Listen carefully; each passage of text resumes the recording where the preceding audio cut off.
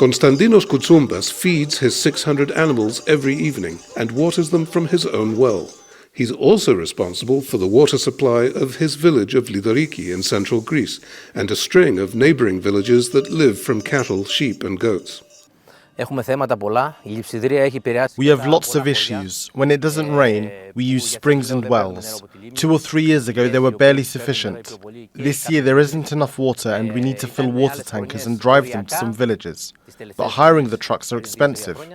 Just a few hundred yards away from Koutsoumbas' farm is Greece's biggest artificial lake, but he and the other villagers in the area aren't allowed to touch it. Mornos Lake was dammed and flooded 45 years ago to provide drinking water for Athens, where about half of Greece's population lives, some 5.5 million people. It's a 4-fingered lake whose fingers have been growing shorter because of a series of dry winters. The village of Kallio was flooded when the dam was built, but the freshwater mussels that grew on its walls are now dead. That's because a 3-year drought has thinned the Mornos River that feeds this lake and deprived the surrounding mountainsides of snowfall that would have melted into it. But before that drought, the surface of the lake would have been about 10 meters above my head. The Mornos River is now so slight it dissipates into the lake bed before reaching the body of water, and consumption in Athens is tapping it daily.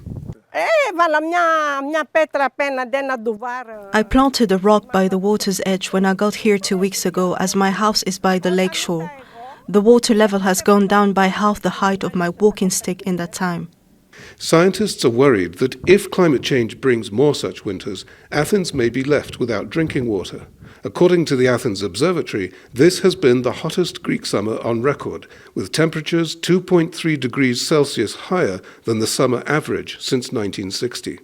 And climate models suggest that rainfall in the eastern Mediterranean will fall by 20 to 40% in the coming decades.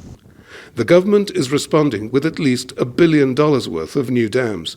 Dozens are planned to provide irrigation and drinking water, and some of them to store renewable energy. The question is, by the time they're built, will there be enough rain to fill their reservoirs? Psaropoulos, Al Jazeera, Lidoriki in central Greece. Make sure to subscribe to our channel to get the latest news from Al Jazeera.